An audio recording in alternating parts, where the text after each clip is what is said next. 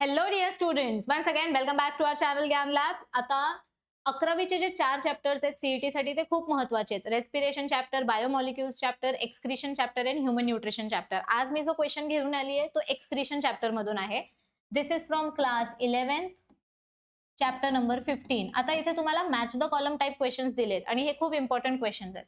तुम्हाला इथे ऑर्गनचं नाव दिलंय, ते कोणत्या टिश्यूने फॉर्म होतं ते सांगितलंय आणि त्याचं फंक्शन काय आहे ते सांगितलंय. आता तुम्ही हे नावं चेक करा. ह्यातला जो पहिला ऑर्गन असतो तो असतो आपला प्रॉक्सिमल कॉन्व्होल्युटेड ट्यूब्यूल. आपल्याला एक गोष्ट माहिती आहे, पीसीटी रिजनचं काम आहे सिलेक्टिव्ह रिअब्झॉर्प्शन.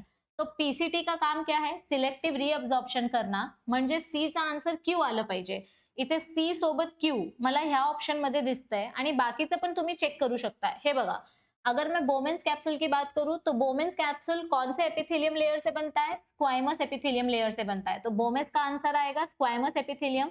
और बोमेन्स कैप्सूल का फंक्शन क्या होता है? इसका फंक्शन होता है ब्लड फिल्टर करना. बोमेन्स कैप्सूल में से ये आपका जो कप जैसा स्ट्रक्चर है, यहाँ से आपका जो ब्लड वेसल है ये ब्लड अंदर आएगा और बोमेन्स कैप्सूल की मदद से ब्लड फिल्टर होके आगे जाएगा. तो इसका काम है ब्लड फिल्टरेशन. तो स्क्वाइमस एपिथेलियम फिल्ट्रेशन ऑफ ब्लड, यानी कि ए का आंसर आएगा 1 एंड आर. ए का आंसर आएगा 1 एंड आर.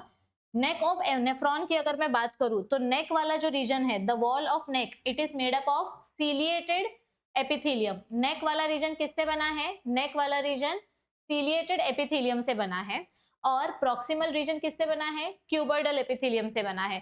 तर इथे मी तुम्हाला सगळे इंपॉर्टंट पॉइंट्स मार्क करून दिलेत. पीसीटी कौन से लेयर से बनता है? It is made up of cuboidal epithelium. इसका काम है सिलेक्टिव रीअब्जॉर्प्शन.